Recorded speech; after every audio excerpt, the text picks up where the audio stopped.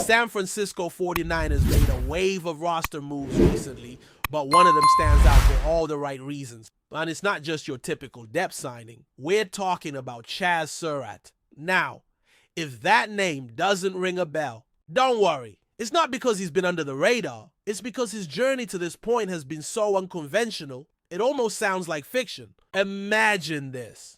A guy who once led his college team as a starting quarterback now making his name in the NFL as a linebacker. Yes, you heard that right. Not a tight end, not a wide receiver, not even a safety. A linebacker. That's a position where instincts, physicality, and defensive awareness reign supreme, and this man transitioned into it from one of the most cerebral and finesse positions on the field. It's not just rare, it's practically unheard of. So let's dig into this. Chaz Surratt was a third-round pick a few years back and spent his early career with the New York Jets, where he didn't get many opportunities on defense, but absolutely made a name for himself on special teams. Over the past few seasons, he's racked up over 600 special team snaps and earned solid PFF grades, indicating a guy who might not be making highlight reel plays every week, but someone who's consistently doing his job and doing it well. That already makes him valuable. But the part that truly makes this signing intriguing is his potential beyond just being a special teamer.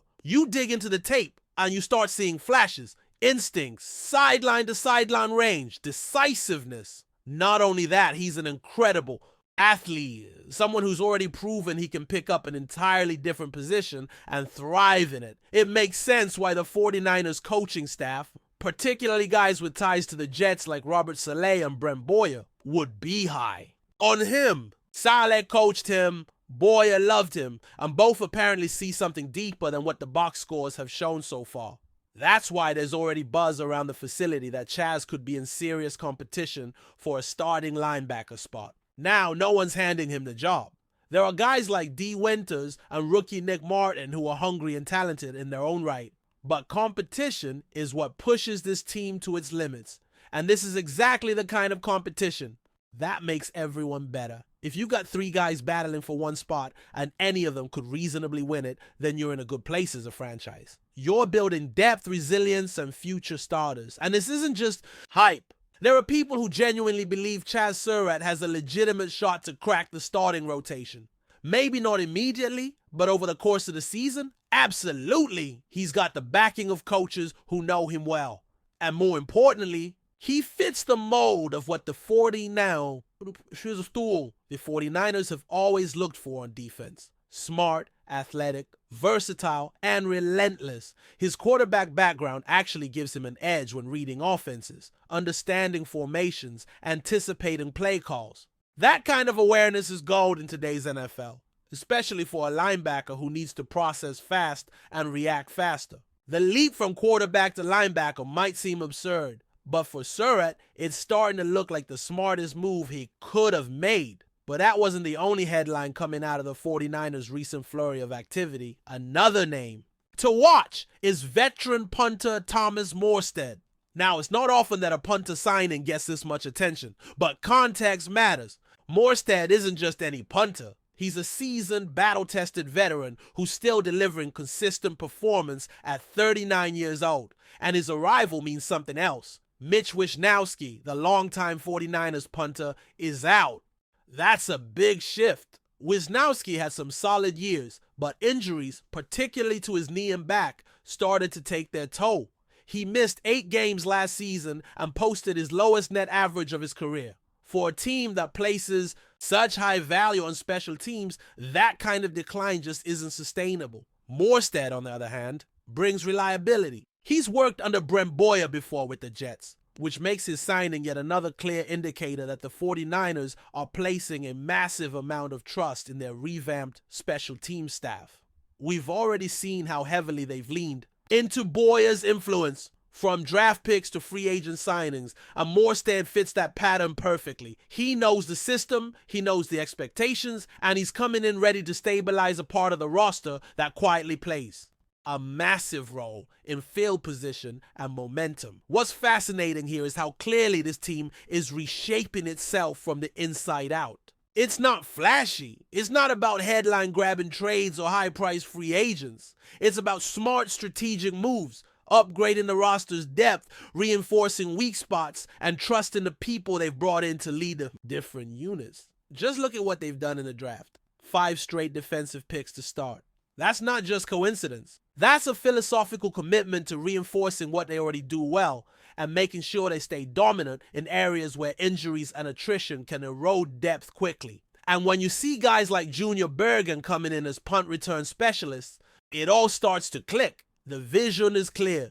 Dominate on defense, dominate on special teams, and let the offense breathe, even beyond personnel. There's some impressive work happening behind the scenes financially. The team just restructured Fred Warner's deal, freeing up $13 million in cap space for next season.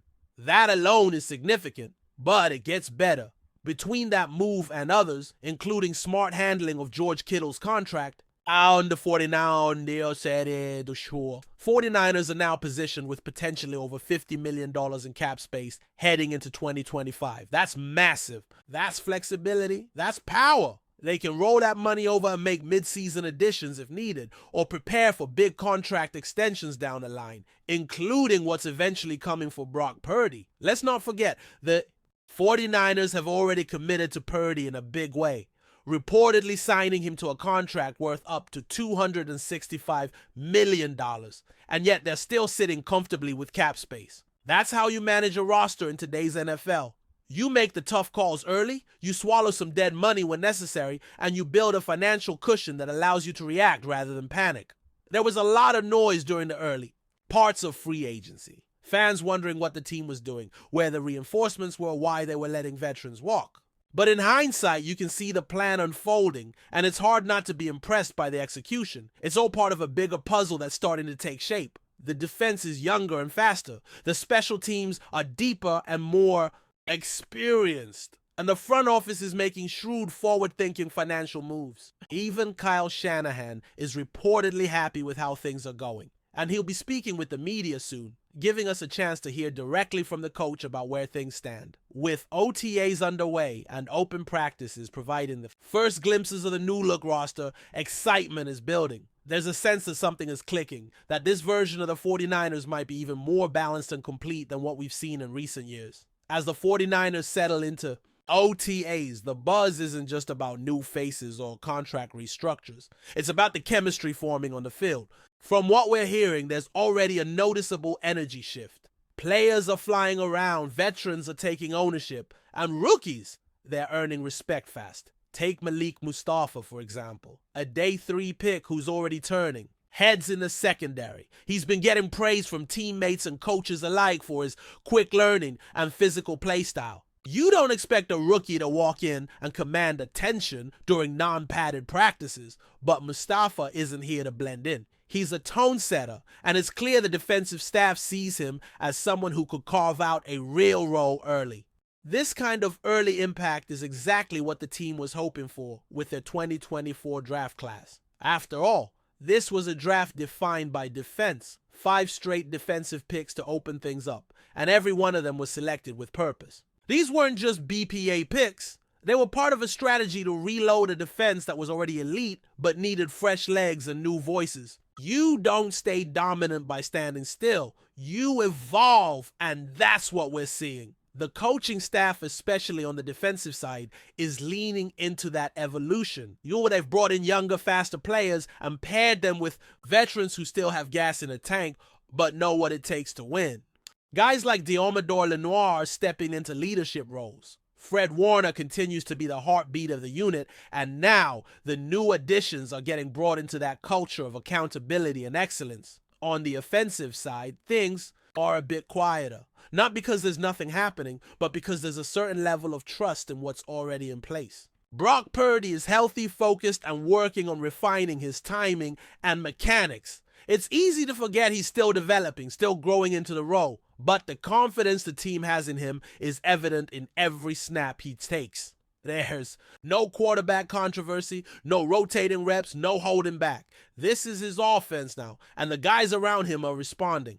Christian McCaffrey looks like he hasn't missed a beat. George Kittle is his usual explosive self. and the wide receiver group, while facing some long-term contract questions, is still as dangerous as ever. But the most encouraging sign? The offensive line, often a source of concern among fans, is starting to show signs of cohesion. Trent Williams remains the anchor, but what stands out is how the younger linemen are stepping up in meetings, on the practice field, and in the weight room. There's a renewed focus on fundamentals and communication, which is exactly what this group needs if they're going to hold up through a long physical season. Shanahan's scheme demands intelligence and flexibility from his linemen, and from early reports, that message is sinking in. Meanwhile, special teams is undergoing its own quiet transformation, and you can feel it. Brent Boyer is putting his fingerprints all over that unit. Practices are sharper, more focused, and players who might have once viewed special teams as an afterthought now see it as a proving ground. That's culture shift. You look at who's been brought in: Morstead, Bergen, Surratt, and it all points to an intentional build. Boyer has a track record of getting results, and the fact that so many of his former players are now wearing red and gold, that's not coincidence. That's trust in a vision. Off the field, the front office continues to play chess while others play checkers. You don't restructure Fred Warner and George Kittle just for short-term relief. You do it with the next 2 to 3 years in mind. It's clear they're planning for extensions, possibly targeting trade opportunities mid-season and setting themselves up to be aggressive next March if needed. The fact that they can do all of this while maintaining a competitive roster is a testament to how tight their cap management has become. Other franchises are scrambling, shuffling contracts, and making short-term signings to stay afloat. The 49ers, they're building for sustained success. What we're seeing now is the quiet phase before the storm. Training camp will bring the real battles. Linebacker, right guard, nickel corner, and the depth chart will start to sort itself out. But the foundation is being laid now.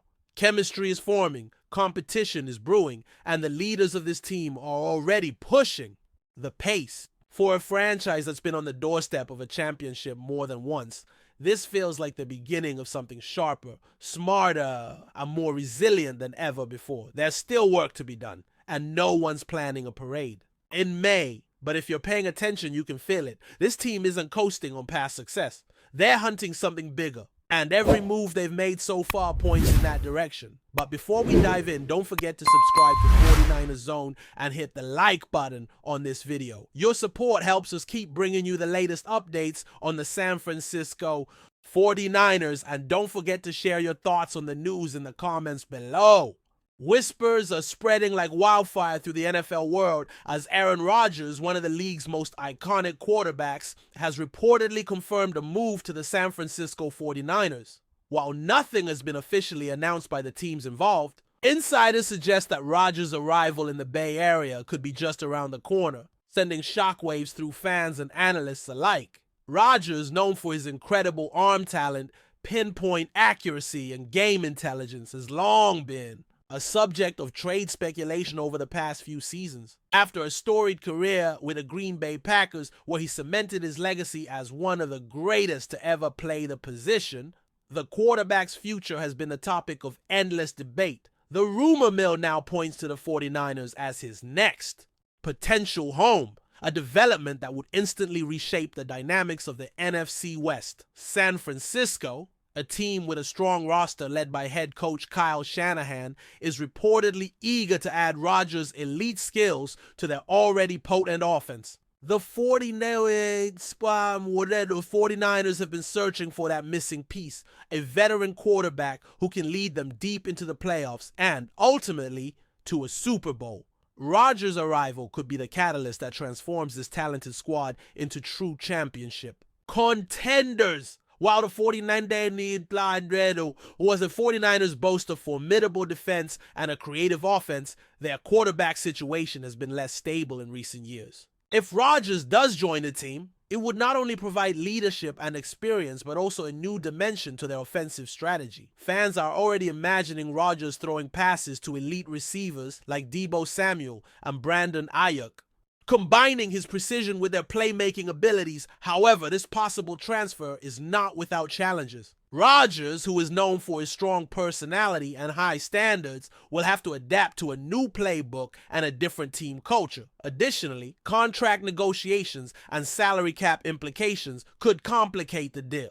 Nevertheless, insiders close to the situation suggest that both sides are highly motivated to make this partnership happen. As the NFL offseason progresses, the buzz around Rodgers to the 49ers intensifies. Should this move materialize, it would rank among the most significant quarterback changes in recent history.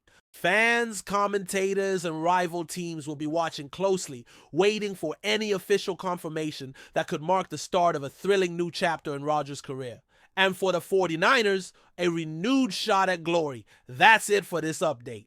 If you enjoyed the video and want to keep receiving exclusive news about the San Francisco 49ers, make sure to subscribe to 49ers Zone and give this video a like. We always look forward to hearing your comments and opinions. See you in the next video.